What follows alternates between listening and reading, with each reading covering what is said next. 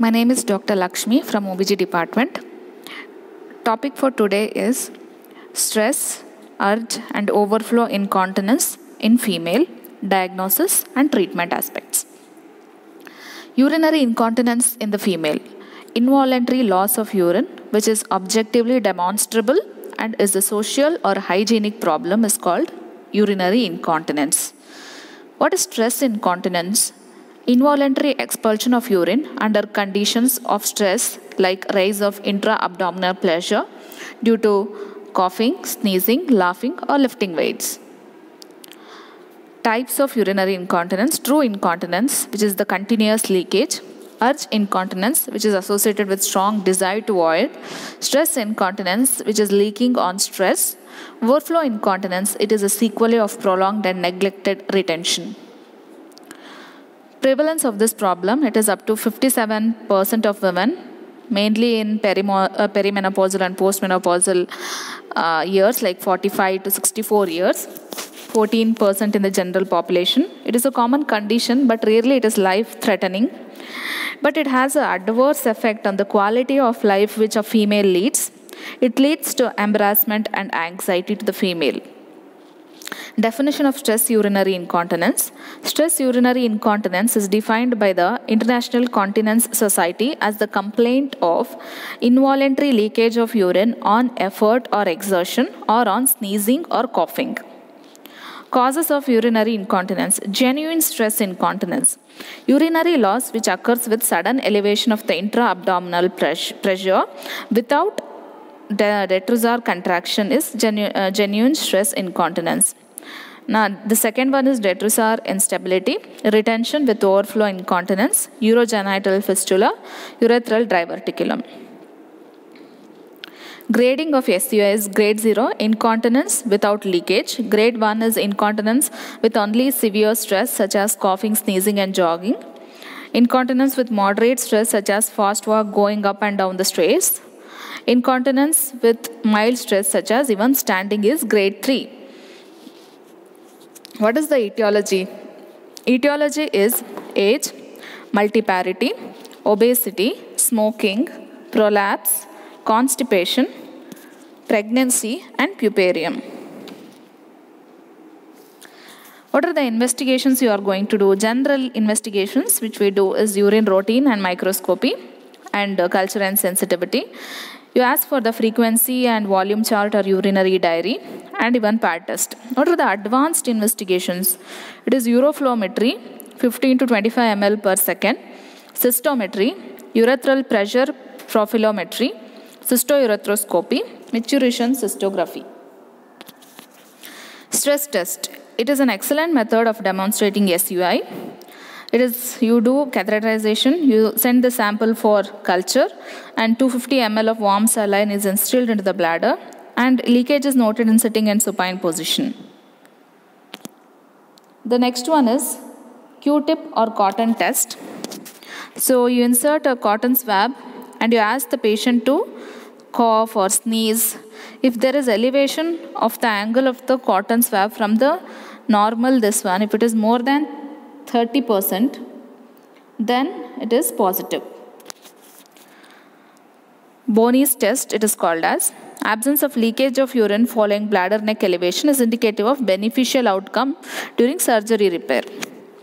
What is management options for this stress urinary incontinence? Conservative options are fluid intake and voiding habits, weight loss, physiotherapy, reduce caffeine intake and smoking, drugs like depoxetin, intraurethral and vaginal devices.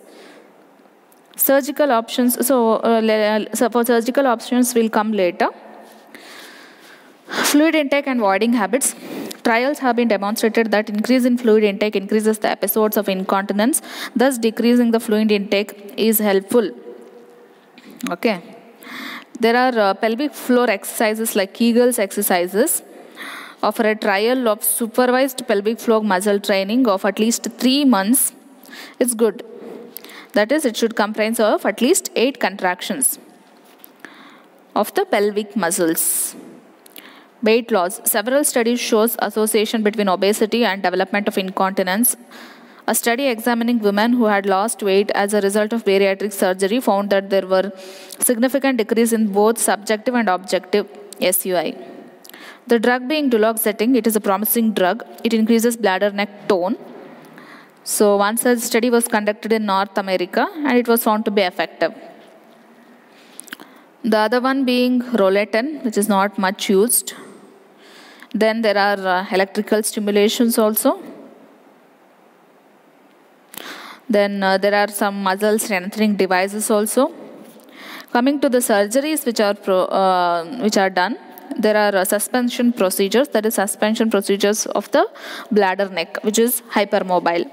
First one is burst scalp suspension. Then there are retropubic slings also, like artificial mesh or rectal sheath.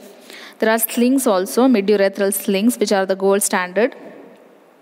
These are all the slings procedure, slings, which are TOT and TVT can be done.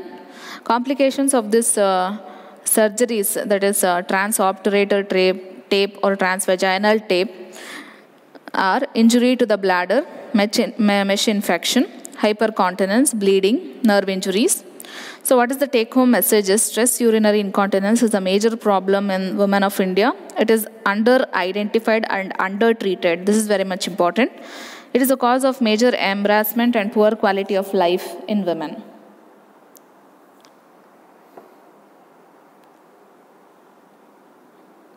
Next topic for me is urge incontinence. Urinary incontinence is defined as any involuntary or uncontrolled, whatever we described earlier. What is then urge incontinence? Urge incontinence is the involuntary leakage accompanied or immediately preceded by a perceived strong imminent need to void. There will be detrusor muscle contraction leading to increased pressure.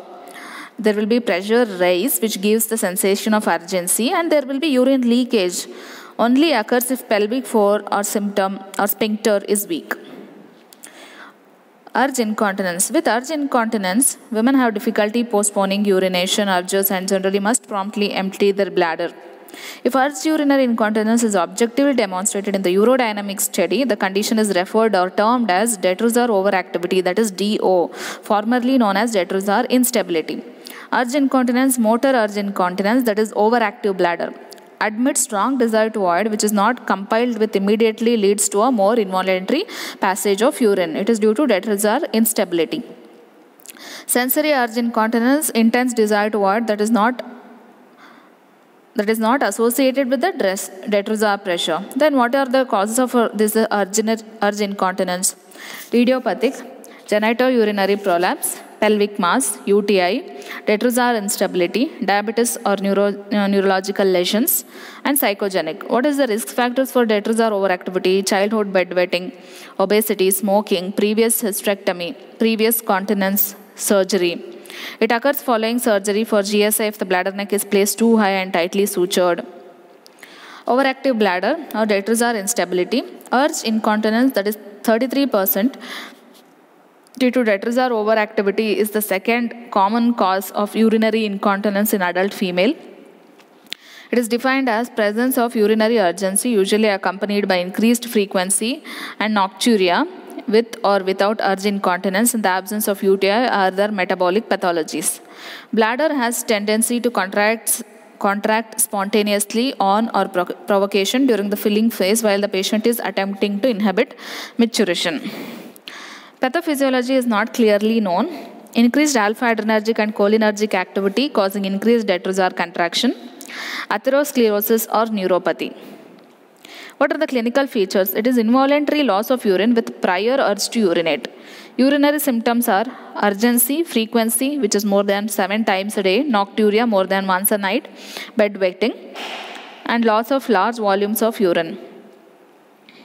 So these are some questions which need to be asked for the patient when she comes with a history of incontinence.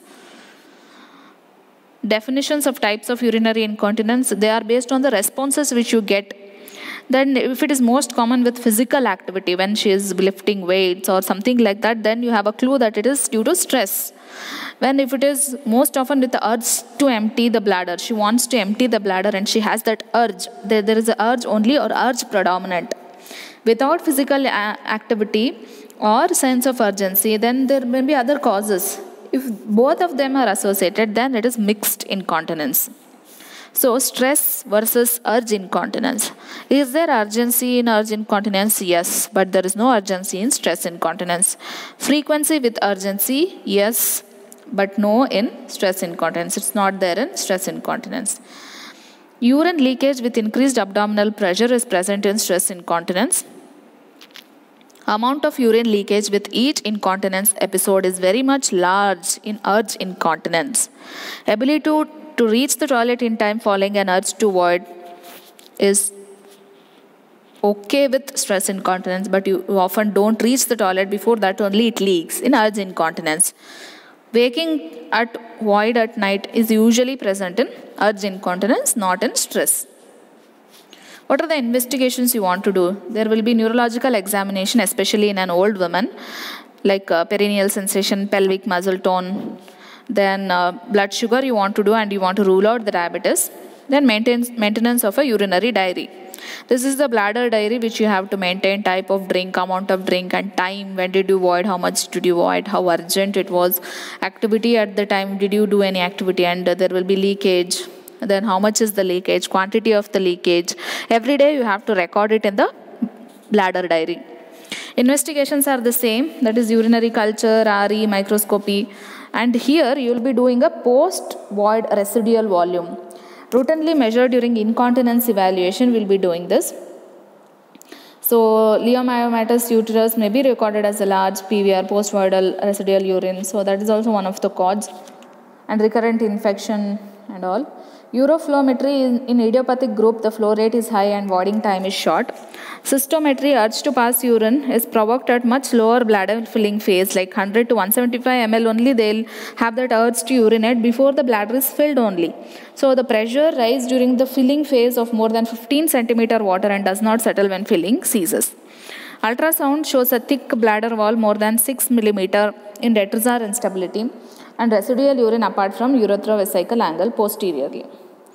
So what are the investigations for stress and urge incontinence? That is cystometry, cystourethroskopy, uroflowmetry. In stress, almost they will be normal. In overactive bladder, that is in urge incontinence, they will have some of the changes, like there will be diminished bladder capacity, there will be uroflowmetry will be high.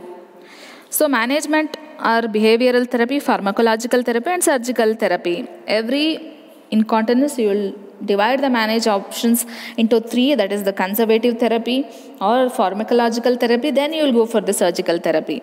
So this behavioral therapy mainly involves bladder training, biofeedback, pelvic floor muscle therapy, and pelvic floor electrical stimulation. So first, let us read about general measures. Neurological problems and diabetes should be managed properly. Limit the intake of fluid, reduce tea and coffee. Drugs like diuretics may be stopped if possible. Bladder retraining, pelvic muscle exercises. Bladder retraining means useful for idiopathic retrosar instability, helps to hold urine for a longer period, can be achieved by bladder drill, biofeedback, or hypnotherapy. Then that is what the bladder training. Instructions and all, you must you have to give these instructions to the patient actually. That is, they have to maintain the bladder diary, depending on which the training should be given. Schedule and normal, whether it is discouraged. Then you have to tell them about pelvic muscle exercises, that is Kegel's exercises, at least 8 to 10 seconds. And then they have to relax their muscles, and 8 to 12 exercises they have to perform this in 3 times per day. Now coming to the medical therapy or pharmacological therapy, it is to inhibit bladder contractility and increase bladder neck and urethral resistance, which is caused by anticholinergic drugs like tolterodine and solifenacid for detrosar selectivity, and estrogen cream in peri and postmenopausal women. This is the chart of pharmacological treatment. Earlier we were used to have this oxybutynin. Now almost everyone are using darifenacin and solifenacin only. So it is better you concentrate on these two drugs, which are anticholinergic, and they mainly are anti-muscarinic, selective muscarinic, and the dose being 7.5 to 15 milligram and 5 to 10 milligram. Okay. So these are all the analysis in the previous datas. So imipramine is a tricyclic antidepressant. Desmopressin is used. Duloxetine, it is also used. Okay, transvesical injection. These are all mainly theoretical, which you might be writing. Percutaneous tibial nerve stimulation, but is also done. Sacral neuromodulation.